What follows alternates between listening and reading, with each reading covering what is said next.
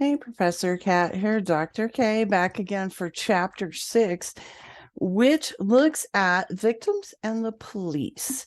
So, in our society, it feels like it should be very straightforward. Someone is a victim of a crime.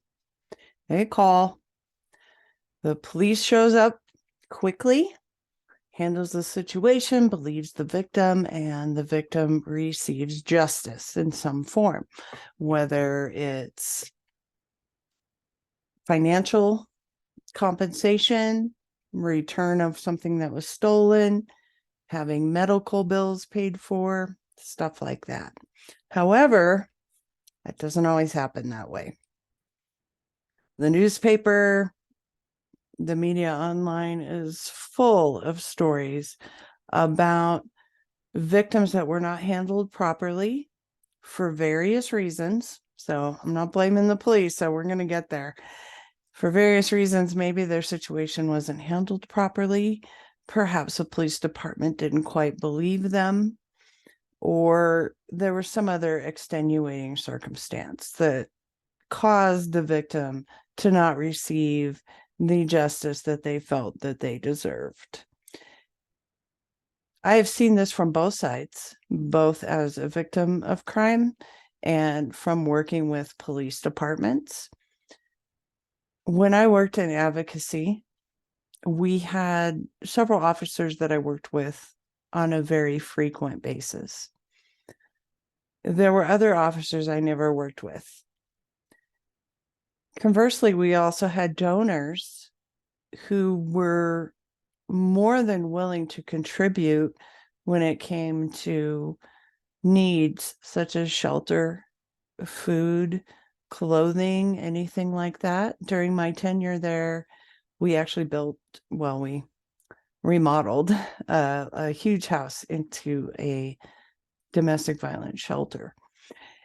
So these tangible needs were very easy for people to understand, but sometimes needs such as counseling and therapy weren't something that they necessarily saw as being beneficial. Perhaps that was their life experience. They didn't see the need for it. So it's actually really difficult sometimes for people to see the benefits of advocacy. That went from donors to the agency to, like I mentioned, police officers who didn't understand the need for that. Perhaps they thought the victim was overestimating or making a big deal out of something that happened to them and that they really didn't need it. From a police department perspective, we do have to remember that they see the worst of the worst. And they also they get lied to all the time. They have things happen to them. They're also victimized by people. And this could affect how they treat victims. And so, therefore, the care of victims can deviate from that ideal of police show up quickly, victim is handled sensitively, and justice occurs.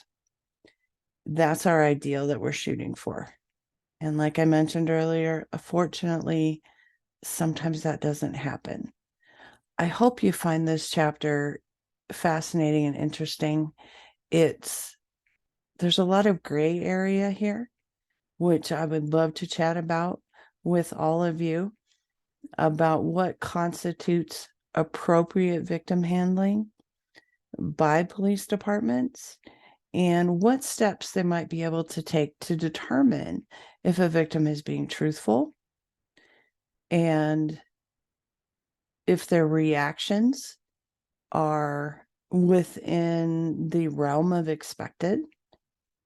Every now and then we hear perhaps someone dies and it's very public. Perhaps it's a kidnapping or a murder. and someone related to that victim does not respond in a way that others feel is the appropriate response. And what is the range of those responses? How do we as human beings respond to trauma? And how is that interpreted by others? So there's lots of gray area, lots of levels to all this, and I hope you find this as fascinating as I do. And as always, please reach out if you have any questions or concerns.